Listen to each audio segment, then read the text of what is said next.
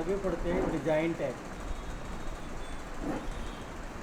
ठीक है, अब डिज़ाइन टैब में क्या क्या चीज़ें रहती हैं, ये आपके जो पेज है, पेज का डिज़ाइन से संबंधित सारी चीज़ें इसके अंदर होंगी। जैसे पेज की थीम क्या लेनी है आपको, अगर आपने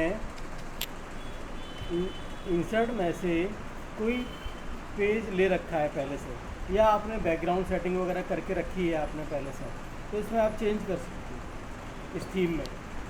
कैसे, जैसे सपोज़ ये थीम ले लिया, आ गई आपके पास। अब इस थीम में मुझे चेंजेस करना है तो मैं कर सकता हूँ, डिज़ाइन में जाके थीम में जाओ, यहाँ से आप चेंजेस कर सकते हो। दिख रहे हैं चेंजेस, ऑटोमेटिकली आपकी पूरी की पूरी फाइल पर जो आपने पेज अप्लाई किया हुआ है उस पर चेंजेस हो जाए। अब ये चेंजेस कौन कौन से होते हैं, एक तो थीम के अंदर क्या क्या चीज़ें इंक्लूड रहती हैं, स्टाइल सेट रहते हैं। ठीक है, जैसे ये स्टाइल सेट है, टाइटल अगर आपने यूज़ कर रखे हैं, हेडिंग वगैरह यूज़ कर रखी है तो उनकी स्टाइल, प्लस कलरिंग कौन सी यूज़ कर रहे हो आप फॉन्ट में, दूसरा फॉन्ट कौन सी यूज़ कर रहे हो। तो एक थीम के अंदर ये सारी चीज़ें रहती इंक्लूड रहती हैं। और क्या क्या रहता है, पैराग्राफ स्पेसिंग रहती है, जो आप पढ़ चुके हो। पैराग्राफ स्पेसिंग, बिटवीन लाइन के बीच में आप स्पेस देते हो, पैराग्राफ के बीच में स्पेस देते हो, वो चीज़ आएगी। ठीक है, और इफ़ेक्ट्स हैं, अगर आपने कोई वो ऑब्जेक्ट यूज़ करके रखे हुए हैं, उनके अंदर इफ़ेक्ट डाल के रखे हैं, तो उनकी शार्पनेस आपको यहाँ दिखाई देगी, आप कैसा यूज़ करना चाहते हो। ये ऑफिस है, ये स्मोकी है, ये थोड़ा सा शेडो है, आप यूज़ कर सकते हो। जब इफेक्ट हो, जब ऑब्जेक्ट होंगे तभी ये काम करेगा, अदरवाइज ये काम नहीं करेगा। ठीक है, और सेट डिफ़ॉल्ट का मतलब है ये जो पूरा का पूरा प्रोग्राम आपने किया, सेटिंग जो की, उसको आप अगर वर्ड में सेट डिफ़ॉल्ट कर दोगे तो आगे जो भी फाइल खुलेगी वो इसी पैटर्न पर खुलेगी। समझ गए। फिर होता है आपका वाटरमार्क सभी जानते हैं, कोई अगर डॉक्यूमेंट कोई होता है या नोट्स होते हैं तो उसके बैकग्राउंड में कुछ लाइन, लोगो इस तरह से लगा होता है। देखो ये दिख रहा है, ये क्यों लगा होता है, ये ऐसे हम वाटरमार्क क्यों लगा देते हैं,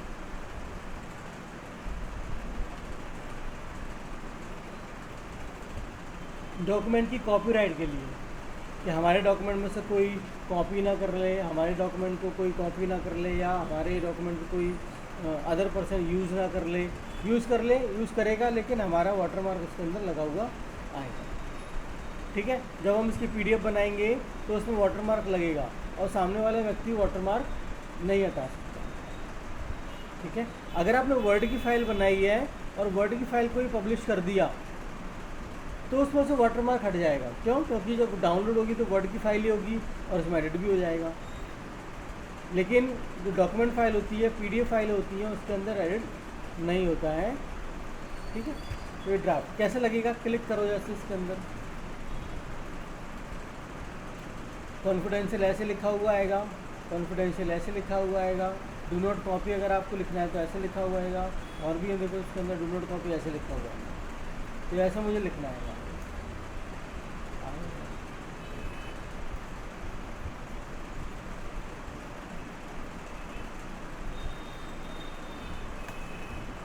आ रहा है, डू नॉट कॉपी पहले पेज पर नहीं आएगा, क्योंकि पहला पेज आपने बनाया हुआ है, कौन सा, फ्रंट पेज है, कवर पेज आपने बनाया हुआ है, तो कवर पेज पर नहीं आता है। आपके जितने भी अदर पेजेस बनेंगे सब पर ये वाटरमार्क आएगा। ठीक है, और ऐसा दिखेगा।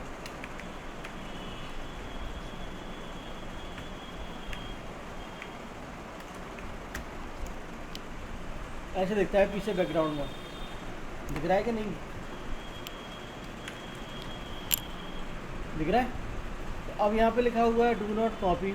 अगर आप अपना टेक्स्ट लिखना चाहते हो तो वो कैसे लिखेंगे, अब वाटरमार्क में जाइए, यहाँ पे लिखा हुआ है कस्टम वाटरमार्क, और एक लिखा हुआ है मोर वाटरमार्क फ्रॉम office.com। आप ऑनलाइन जाके भी कर सकते हो, कस्टम वाटरमार्क बना लो। यहाँ पे लिखा हुआ है नो वाटरमार्क। अगर ये क्लिक होगा तो कोई वाटरमार्क नहीं, ये क्लिक होगा तो आप पिक्चर वाटरमार्क लगा सकते हो। सिलेक्ट करो,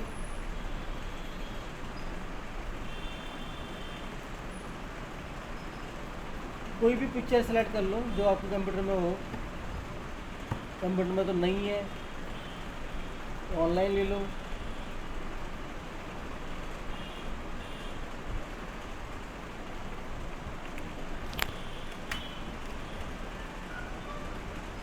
ये इमेज आ गई, देखो आ गई, सेलेक्ट कर लो।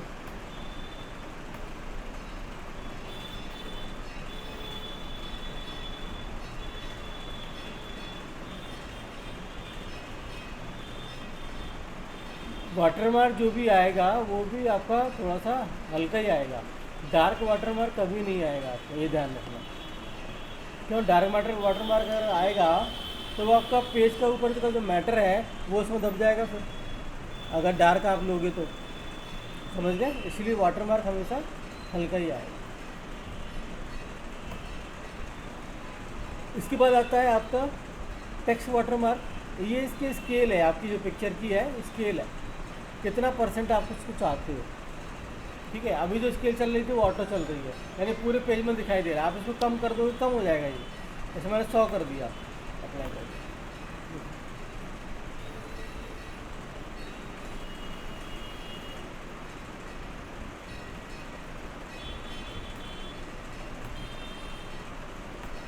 देखो दिख रहा है, परसेंटेज के हिसाब से वो कम ज़्यादा होता है।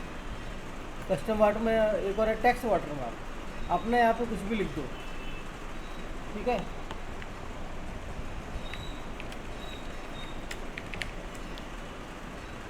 ओके करो, अप्लाई करो, दिखाई दे मेरे पास। इसमें कलर भी आप दे सकते हो, कलर चॉइस रहती है। फ़ॉन्ट कौन सा चाहिए आपको वो कर सकते हो, आपको इसके अंदर फ़ॉन्ट कौन सा चाहिए, साइज़ कौन सा चाहिए आपको, साइज़ आप ले सकते हो, और कलर ले सकते हो। ऐसे मैंने ले लिया रेड, देखो रेड कलर से दिखाई देगा। अब ये इस पर क्लिक है, इसका मतलब है ये सेमी ट्रांसपेरेंट है, सेमी ट्रांसपेरेंट है। क्लिक करो, इसकी जो क्लैरिटी है थोड़ी सी और बढ़ जाएगी। देखो अभी थोड़ा डार्क हो गया, लेकिन ये फुल डार्क नहीं होगा। जैसा ये कलर दिख रहा है रेड, वैसा नहीं दिख रहा होगा ये। अगर ये ऐसा दिखेगा तो आपका जो टेक्स्ट है वो छुप जाएगा। इसीलिए हम इसको क्या करते हैं, सेमी ट्रांसपेरेंट। ये लेआउट है, डायगोनल अभी दिखाई दे रहा है ऐसे में, अगर मैं इसको हॉरिजॉन्टल कर दूंगा तो ऐसे दिखाई देने लगेगा। और हमेशा वाटरमार्क जो होता है उसको हम डायगोनली सेट करते हैं इस तरह से। ठीक है, समझ आया, क्लियर हुआ? आगे बढ़े। पेज कलर, ये पेज बैकग्राउंड कलर, आप जो भी कलर लेना चाहते हो वो कलर आ जाएगा, आया कि नहीं?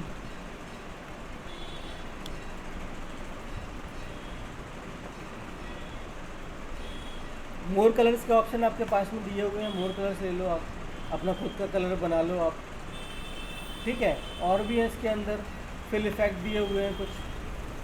अगर आप टेक्सचर लेना चाहते हैं, 2 कलर लेना चाहते हैं तो ले सकते हैं। जैसे 1 कलर है या 2 कलर है, मैंने 2 कलर ले लिए, 1 कलर कॉमा दूसरा कलर, ये वाला पैटर्न अगर ले सकते हो आप, ठीक है। नो कलर करोगे सारे कलर हट जाएंगे। फिर आता है पेज बॉर्डर, क्लिक करो, यहाँ से कोई भी पेज बॉर्डर सेलेक्ट कर लो। यहाँ पे आप करो बॉक्स और कोई भी एक बॉर्डर ले लो, उसका कलर क्या चाहिए आपको कलर ले लो, उसकी विड्थ कितनी चाहिए आपको विड्थ ले लो। और भी है इसके अंदर पेज बॉर्डर में, आपको अगर आर्ट लगाना है बॉर्डर में तो आप आर्ट ले सकते हो। इतनी सारी आर्ट आ रही है, आप इन लोगों को ले सकते हो। आ रहा है, जैसे मान लो ये बॉर्डर चाहिए, सिलेक्ट किया, ये बॉर्डर लग जाएगा आपका, लगा हुआ। तो ये समझ में आया आप पूरा का पूरा। फिर आते हैं हम, देखो लेआउट। ये लेआउट का मतलब होता है आपका जो पेज है उस पेज को आप सेट कर सकते हो यहाँ पे। कि उसमें हमें कितना मार्जिन छोड़ना है। ठीक है, हमारे पेपर पे टॉप से कितना मार्जिन छोड़ना है, बॉटम से कितना मार्जिन छोड़ना है, राइट से कितना मार्जिन छोड़ना है, लेफ़्ट से कितना मार्जिन छोड़ना है। ज़्यादातर हम मार्जिन जो छोड़ते हैं वो छोड़ते हैं लेफ़्ट से, टॉप से और बॉटम से। सबसे ज़्यादा जो मार्जिन छोड़ा जाता है वो छोड़ा जाता है आपका लेफ़्ट से, क्योंकि आपके पेपर की बाइंडिंग जब आप प्रिंट निकाल के बाइंडिंग करवाते हो तो लेफ़्ट से बाइंडिंग होती है हमेशा। अगर आप लेटर पैड बनाना चाहते हैं तो टॉप से बाइंडिंग होती है, क्योंकि वो ऐसे में खोलते हो आप। लेटर हेड होता है, लेटर पैड जो होता है उसको आप ऐसे में खोलते हो। ठीक है, अगर कोई डॉक्यूमेंट ऐसे में आपको खोलना है तो उसकी बाइंडिंग हमेशा लेफ़्ट से होती है, लेटर पैड की बाइंडिंग हमेशा टॉप से होती है। तो यहाँ मार्जिन दिए हुए, कुछ मार्जिन दिए हुए, देखो ये नॉर्मल मार्जिन है, इसमें देखो टॉप दिखा रहा है 1 इंच, लेफ़्ट दिखा रहा है 1 inch, bottom 1 inch, right 1 inch, सब 1 इंच है। ये नैरो है, थोड़ा सा कम मार्जिन छूट के रखा है। ये मॉडरेट है, इसमें आपको टॉप से 1 इंच है, बॉटम से 1 इंच है, और लेफ़्ट से 0.75 इंच है। ठीक है, यानी 1 इंच में थोड़ा कम 0.25% कम। फिर ये वाइड हो गया, ये मिरर्ड हो गया, बहुत सारे आपको इसके अंदर मिल जाएंगे।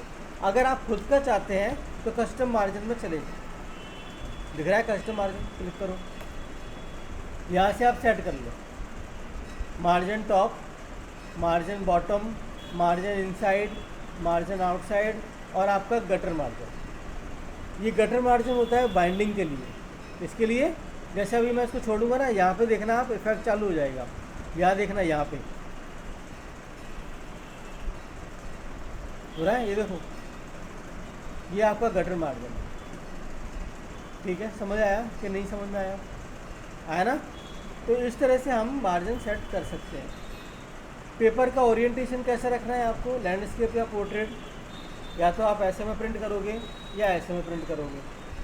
तो जब हम पेपर को लैंडस्केप में प्रिंट करते हैं, यानी तिरछा वाला प्रिंट, जब पेपर में आपका आड़े में प्रिंट निकल के आता है उसको बोलते हैं लैंडस्केप, और खड़े में प्रिंट निकल के आता है उसको बोलते हैं पोर्ट्रेट।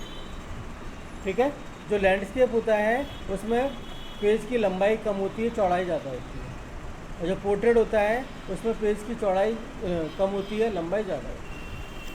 समझ आया? बाय डिफ़ॉल्ट जो पेज होता है वो होता है आपका पोर्ट्रेट। ठीक है, इसी में ही और दिया हुआ है पेपर। पेपर कौन सा यूज़ करना चाहते हो आप? ज़्यादातर हम यूज़ करते हैं A4, करते कि नहीं? ज़्यादातर जो आपके ऑफिस वगैरह में या फ़ोटोकॉपी आप कराते हो, सबसे ज़्यादा आपका जो पेज यूज़ होता है वो होता है कौन सा? A4 size. ठीक है, A4 के अलावा फिर आपके पास जैसा प्रिंटर हो वैसा आप प्रिंट निकाल सकते हो। ठीक है, बस अप्लाई कर दो, इसको ओके कर दो। ओरिएंटेशन देखो यहाँ पे भी मिलेगा आपको, देखो ईमेल पर, यहाँ से भी चेंज कर सकते हो। पेपर का साइज़ यहाँ से भी चेंज कर सकते हो। अब आता है कॉलम। कॉलम का मतलब होता है कि आपका जो पेज है उस पेज को आप 2 कॉलम 3 कॉलम में बांट सकते हैं। कैसे? जैसे अभी ये पैराग्राफ दिख रहा है, मैं इसको अगर बांट दूँ यहाँ पे सेलेक्ट करके 2 कॉलम, तो 2 कॉलम में बढ़ जाएंगे, बढ़ गया। 3 कॉलम और भी है, यानी लेफ़्ट कॉलम छोटा, राइट कॉलम बड़ा, आ रहा है? इसमें और भी है, राइट कॉलम छोटा, लेफ़्ट कॉलम बड़ा।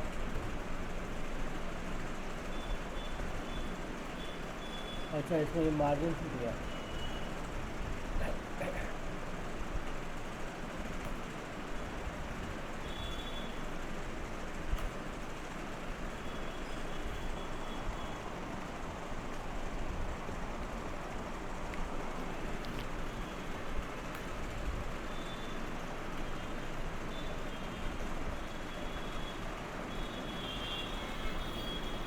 रूलर का इसकी ये आ रहा है।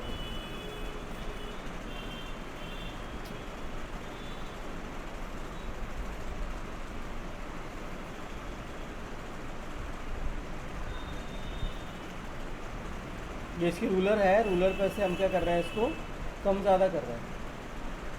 हो रहा है देखो, अब इसमें मैटर नहीं है, नहीं तो क्या होता है आगे भी आप लिखोगे तो आगे मैटर आएगा। आ रहा है?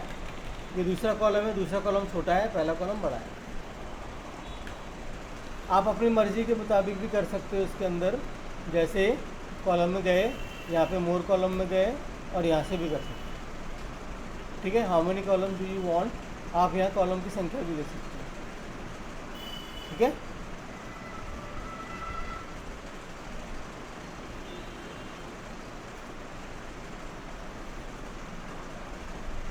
इसके बाद ब्रेक कर सकते हो। आपको पेज का ब्रेक करना बताया था, वो आप यहाँ से भी कर सकते हो, और इंसर्ट मैंने बताया था वहाँ से भी कर सकते हो। अगर एक कॉलम से दूसरे कॉलम में जाना है तो यहाँ कॉलम ब्रेक करेंगे आप, तो पेज ब्रेक नहीं करेंगे।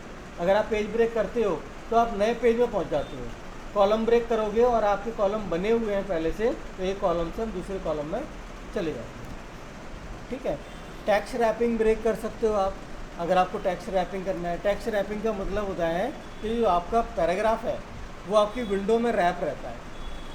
आप उसको जैसे हम एंटर मारते हैं वही काम हम इससे कर सकते हैं। ठीक है,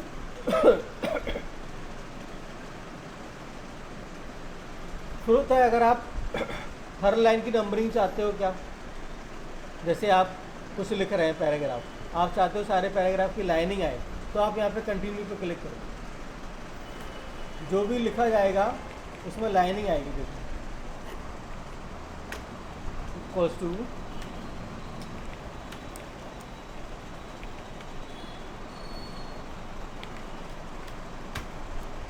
आ रही, देखो लाइनिंग हर पेज की, यानी सॉरी हर लाइन की लाइन नंबर आपको दिखाई देगा।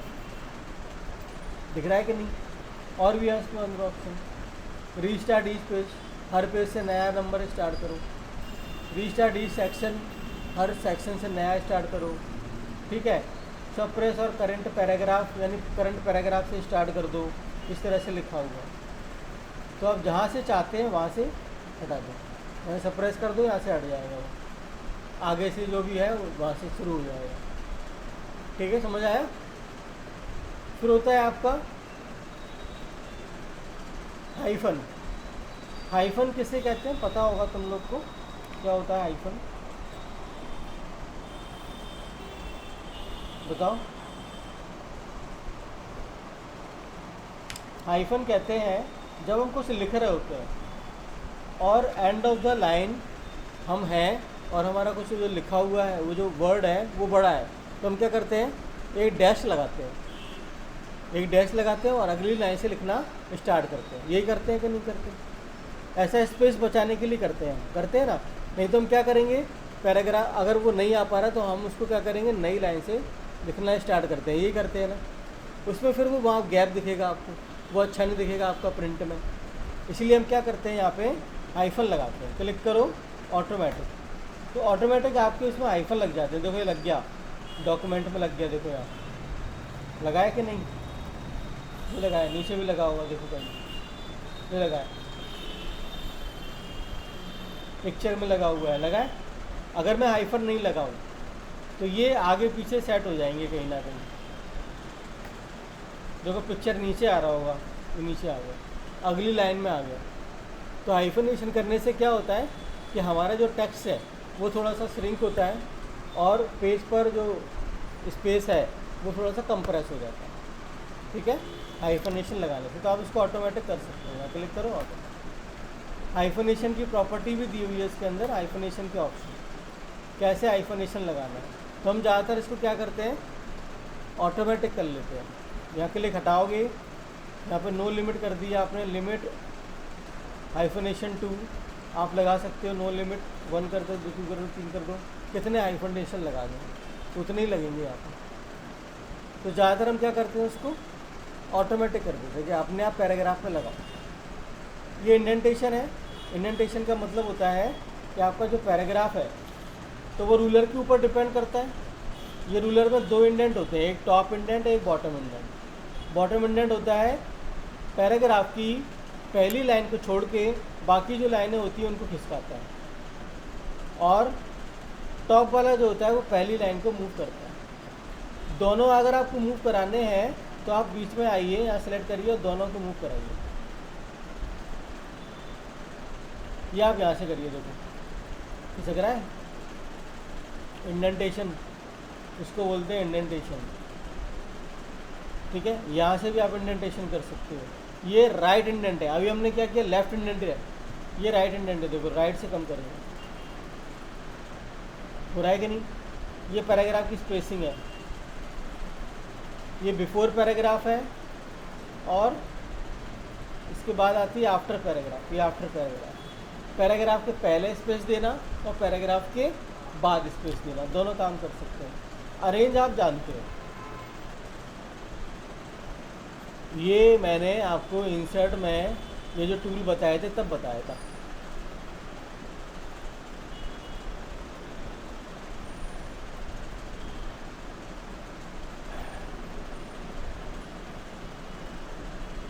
ये वाला ऑप्शन, ये वाले, इसको कहाँ रखना है पेज पर, टॉप में रखना है, बॉटम में रखना है, बताया था कि नहीं बताया था। और टैक्स रैपिंग करना है, इसको टैक्स के साथ में रैप कर सकते हो आप, टैक्स जहाँ जहाँ खिसकाओगे टैक्स भी जाएगा साथ में। भूल गए क्या, क्यों भूल गए क्या, तुम लोग बताओ, भूल गए। ये मैंने दो ऑप्शन बताए थे, एक मैंने पिक्चर में बताया था, पिक्चर का फॉर्मेट अलग आता है और ऑब्जेक्ट का फॉर्मेट अलग आता है। लास्ट उसमें मैंने बताया था लास्ट क्लास में, जब अब अगर आप कोई पिक्चर लेते हो,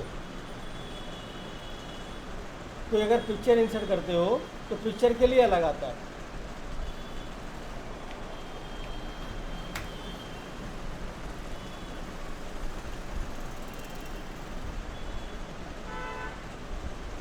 ये पिक्चर के लिए अलग एक फॉर्मेट आएगा,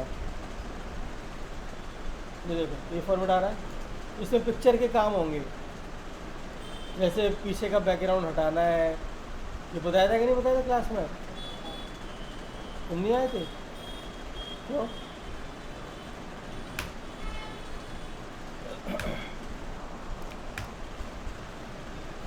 अरेंज वाले जो ऑप्शन है, अगर नहीं समझ में आए तो मैं वीडियो इंसर्ट करूँगा, वो वीडियो में देख लो। ये सारे ऑप्शन उसमें ही दिए हुए, ये सारे ऑप्शन वही है जो ऑब्जेक्ट के साथ में काम करते हैं। इनका आपके ये जो लेआउट है, इसके ऊपर जो भी ऑब्जेक्ट रहेंगे उनके ऊपर ही काम करेंगे, बाकी इनका लेआउट से कोई संबंध नहीं है। समझ गए। देखो अभी कोई भी हाईलाइट नहीं हो रहा, जब ऑब्जेक्ट आ जाएगा तो हाईलाइट होगा, अदरवाइज हाईलाइट नहीं होगा।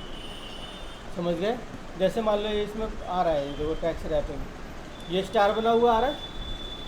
अगर हम हमारे पेज पर स्टार इंसर्ट करें तो वो पैराग्राफ कैसे लिखेगा, ऐसे लिखेगा, क्योंकि तो स्टार के जो शेप होता है उसी शेप में आपका पैराग्राफ में नीचे लिखा हुआ आएगा।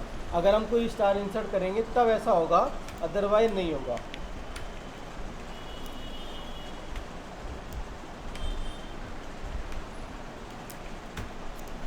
देखो इंसर्ट में गए, हम इलस्ट्रेशन में गए, शेप में गए, एक स्टार ले लो, क्या है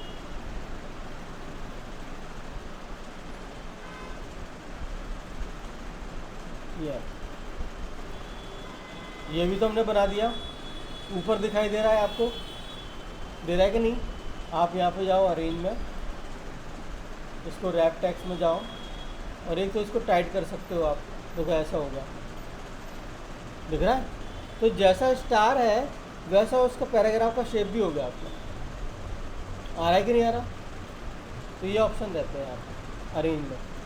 तो दो टैबलेट आप टैब आवाज़ में पढ़े आपने, एक डिज़ाइन और एक डिज़ाइन, ठीक है। इन दोनों को आप कंप्लीट कर लेना, फिर आगे हम अगले टैग पढ़ेंगे, ठीक है। और धीरे धीरे इसको कंप्लीट कर लेंगे। ओके, समझ आया। इसको कर लेना, पुराने जो नहीं है तो मैं उनके वीडियो अपलोड कर लूँगा, वो भी देख लेना, ठीक है। चलो।